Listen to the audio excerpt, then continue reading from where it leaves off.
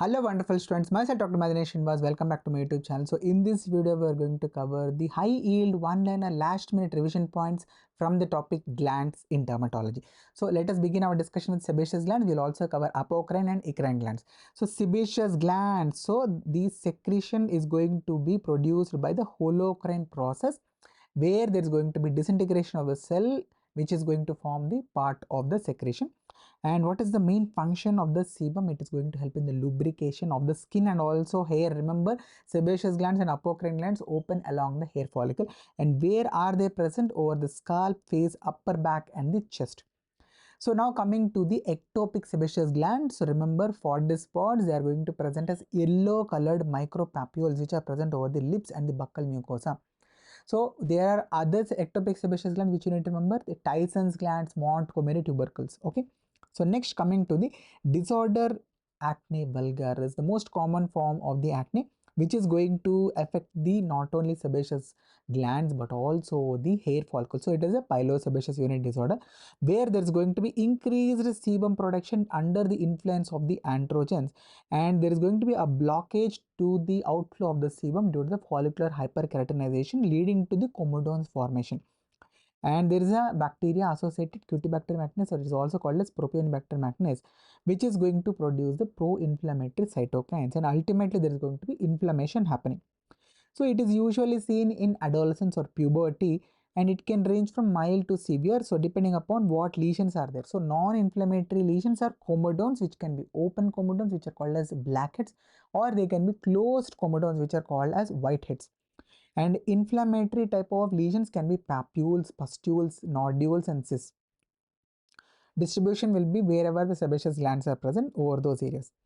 So coming to the diagnosis, it is mostly clinical, but if you are having a woman who is middle age, then always suspect hormonal cause of the acne. Then we have to send investigations to rule out any hyperandrogenism. Okay, so serum testosterone and other hormones can be tested.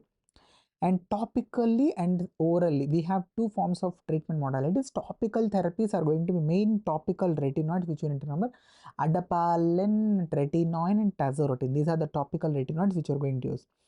Benzyl peroxide can also be used. It is having antimicrobial and also anti-inflammatory properties. Topical antibiotics, clindamycin, nadifloxacin are going to be utilized. Systemic therapy, remember, oral antibiotics, minocycline, azithromycin and doxycycline are used. Oral isotretinoin. Isotretinoin is also called as 13-cis retinoic acid, and we are going to use the dosage of 0.5 to 1 milligram per kilogram. And the most irritating side effect, common side effect, is the dryness of the lips, also called as cheilitis. But the most dreaded complication is going to be the teratogenicity, which is very important for you to remember.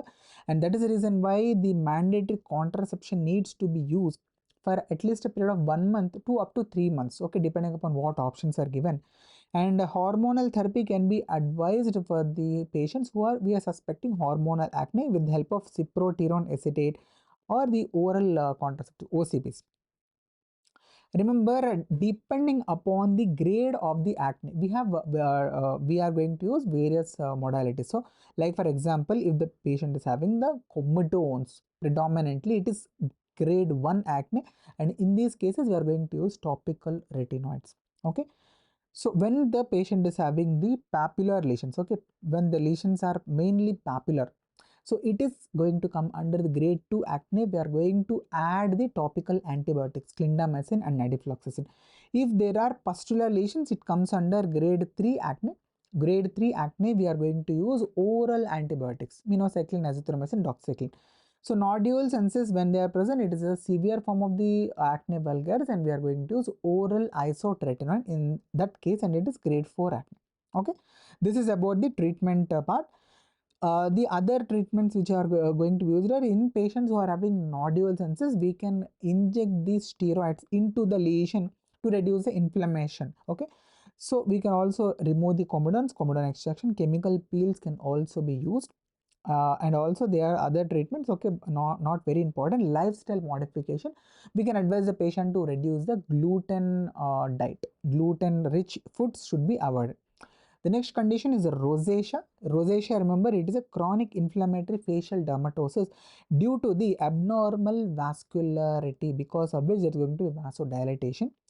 And it can have various triggers, like for example, the sun exposure, the stress, and the smoking, and eating high masala food, spicy foods, and the alcohol. Okay. So what will be the symptoms? Patients are going to have the erythema, which we call it as flushing, and there are going to be dilated blood vessels, telangiectasias. There will be erythema, which is persistent in the central part of the face, or it can be also transient also. Papules and pustules can be noted. So patients may complain of burning or stinging, and the skin will be dry in appearance, and there can be a little bit of edema. So ocular involvement is also very important in the case of rosacea, where there are going to be dryness, irritation, and blepharitis or gritty sensation can also be noted. So finally, there can be thickening of the skin, which we call it as phymatous changes. And this phymatous change, if it happens over the nose, we call it as a rhinophyma. If it happens over the ear, we call it as otophyma. If it happens over the chin, we call it as gnatophyma. So what are the various types of the rosacea? When there is erythema and telangiectasia combined, we call it as erythematotelangiectasia. When there are papules and pustular lesions, we call it as papulopustular rosacea. When there is a thickening of the skin, we call it as phymatous. And finally, ocular rosacea. So diagnosis is mostly clinical, and if we suspect the facial erythema to be a malar rash due to systemic lupus erythematosus, ANA test can be done to rule out the SLE.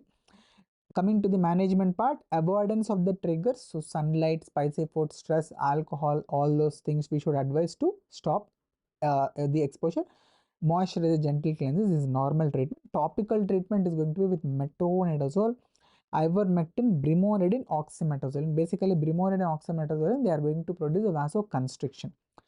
And in the antibiotics, we can use the tetracycline group because of their anti-inflammatory properties, and isotretinoin can also be tried. And there are certain lasers, pulse dye laser can also be used. And ocular rosacea, ophthalmology reference, and artificial tears, and also oral antibiotics because of the anti-inflammatory property, we can use doxycycline.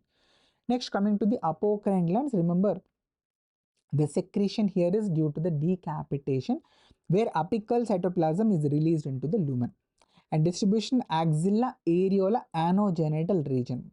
These are the important areas to remember, and these are non-functional before the puberty. Only under the influence of the androgens they are going to become active, and they are going to produce odorless milky fluid, and which is going to be associated with the body odor, specific body odor. And what are the diseases associated with apocrine glands? Hidradenitis suppurativa, where there is going to be occlusion of the hair follicles and the presence of the painful abscesses, sinus tract fibrosis happening. And there is bromhidrosis, which is nothing but bad odor, and chromhidrosis, which is nothing but colored sweat. Fox-Fordyce disease, remember we have discussed Fordyce spots. It is different from Fox-Fordyce disease, in which case we are going to see pruritic papules in axilla, areola, and also in the groin due to the blocked apocrine sweat duct. Treatment of the hidradenitis suppurativa is going to be with topical and oral antibiotics, and surgical excision for severe cases can be done. Now coming to the eccrine glands. Okay, the secretion here is going to be merocrine secretion, where the cell will be completely intact. Only the secretions are poured out due to the exocytosis, and main function of the eccrine glands is thermoregulation, and they are distributed everywhere over the body, but most densely they are present on the palms and soles, and they are active from the birth, and they are going to produce clear odorless sweat, and which is going to help in the cooling of the body. And if there is increased sweat, we call it as hyperhidrosis, and if there is a lack of sweating, we call it as anhidrosis. If there is a blockage of the sweat ducts, we call it as miliaria, which is the sweat rash, and it is of three types: miliaria crystallina, miliaria rubra, miliaria profunda, depending upon the level where the blockage is present. If the blockage is superficial level, we call it as miliaria crystallina. If the blockage is at the deeper epidermis, okay, we call it as rubra. That is basically at the level of the stratum spinosum. And if the blockage is at the dermoepidermal junction, we call it as miliaria profunda. Miliaria profunda. Okay, so I hope this video was helpful. If it was helpful, please do hit that like button, and also do subscribe for this channel so that you are going to get all the videos on a regular basis as and when I post them. So if this video was helpful, also share this among your friends and try to discuss what topic is discussed in this particular video so that your memory is going to be more and more enhanced. Okay, thank you so much. Happy learning, happy learning. Sarvam Sri Krishna Sarve Chana Sukhana Bhavantu.